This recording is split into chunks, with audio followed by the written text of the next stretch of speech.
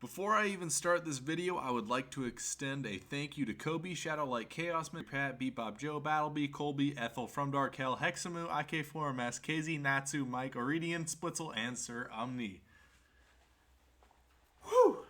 So I've powered through this update that totally screwed up all of our abilities to play Reborn, and am finally continuing this series. This is the last video of weapons, so if you want to see any of the others, I don't know. I'll link them at the end or something.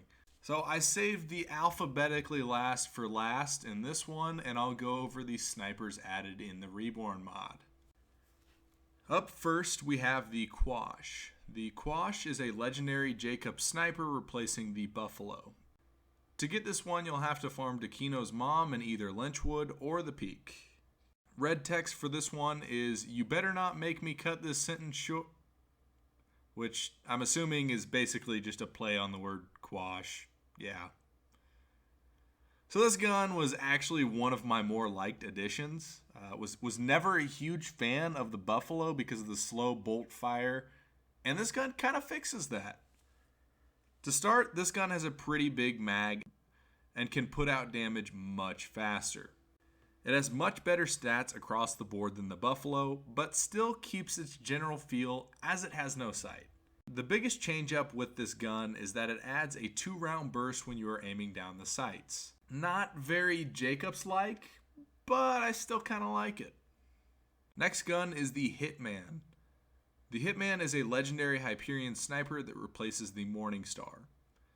The Hitman also takes the drop place of the Emperor, as you can get it from any of the 4 assassins in Southpaw Steam and Power. Red text for this one is, "I can do whatever I'm paid to." Pretty straightforward meaning on that one. So when I got this gun for the first time in my Axton playthrough, I kind of hated it. It had such a slow fire rate, and I swore that it never actually hit exactly where I was aiming, despite having 100% accuracy. That all changed when I messed around with this gun on my Maya character, and now I like it quite a bit. It puts out a bunch of damage, and hitting crits feels super easy, phase locked or not. I really like this addition, and it's probably a good thing that the Morningstar glitch is completely gone. Up next, we've got the Bedrum. The Bedrum is a legendary Vladov sniper that replaces the Lyuda. You can still get this one from Gettle in the Dust. Red text for this gun is, "I've come to give this song."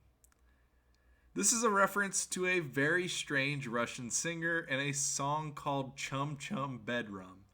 The internet is a very strange thing. The Bedrum is basically an E-Tech Moloko on several hard drugs. It shoots 3 E-Tech lasers in the shape of a triangle.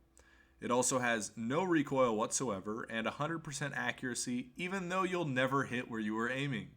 The mag size is absurdly large, so that early on it's basically a chopper sniper rifle. It also features ammo regeneration at what I believe to be the fastest rate of any gun in the game. So you'll basically never need to use another gun if you don't want to. The only downsides to this gun are the slow reload speed, the fire rate being slowed down, and partially getting rid of the importance of crits. Next gun that is added is the Headbanger. The Headbanger is a legendary Jacob sniper rifle that replaces the Skull Masher. You can still get this from the same locations, being Son of Mothrak in the Preserve or Rakanoth in the Hammerlock DLC. Red text for this one is the Rifle of Rifles. Gotta be totally honest, I have no idea what this reference is, but I assume that it's based on some kind of possibly heavy rock band, as the rifle is named Headbanger, but I don't know, maybe Aaron will tell us. Anyways, this gun is basically the Skull Masher. There are very, very little changes to this, other than the fact that it shoots 2 times the projectiles. I've really got nothing to add to this gun. The only Seraph added is the Long Nail. The Long Nail is a Vladov sniper replacing the Patriot. You can still pick this gun up from Master Yi, Hyperius, or the Seraph vendor in Oasis for normal and true Vault Hunter mode. So the Long Nail is a gun that was ported over from the pre-sequel. Red text for this is "nailed it," which is pretty self-explanatory. The long nail special effect is that it penetrates through shields, as we all know. I believe that this gun still is only able to come with specific parts, being Vladoff barrel, dull stock, and a Vladoff grip.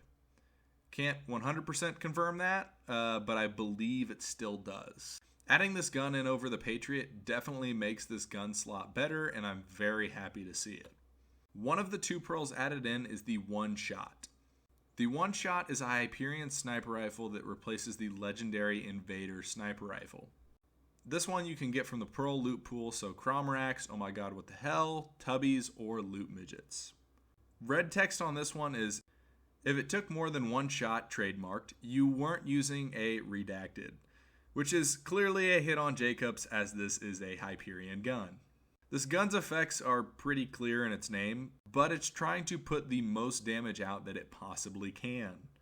It has a plus 500% crit damage along with a plus 1,234% weapon damage on top of its already high damage.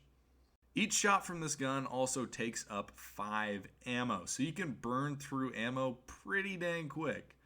It also adds in 2 negative effects of an awful reload speed, and like the Bane and others, it completely destroys your movement speed.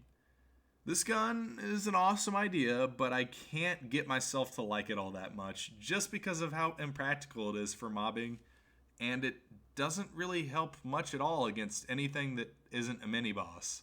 As you'll see me trying to kill the Bunker and Hyperius with it, and it really doesn't do much damage. Granted, it probably shouldn't one-shot Hyperius, but I figured I'd try because, why not? The final gun added is the railgun. The railgun is a Jacobs sniper that replaces the Godfinger. Because it is a pearl, you can get it all of the ways I said you can get the one-shot. Red text for this one is copper, coin, electricity, fire, which is basically just a very brief way of describing how a railgun actually works. So I see this gun as a much more usable one-shot. It shoots railgun lasers, obviously, and does quite a bit of damage while also causing knockback to enemies it hits. It has a plus 269% crit damage on top of its high damage and consumes 2 ammo per shot. This may be my favorite sniper added in this mod pack, based on how much better it makes the Godfinger, and I just love guns with knockback. I think it's a really cool effect. What can I say? So that is the end of our weapons, boys. I don't know exactly how I will handle shields, grenades, and relics, just because there are no grenades added and very few unique red text relics, but we'll see. Anyways, remember to dislike, unsub, dislike bomb Borderlands on Steam, and I won't see you in the next one.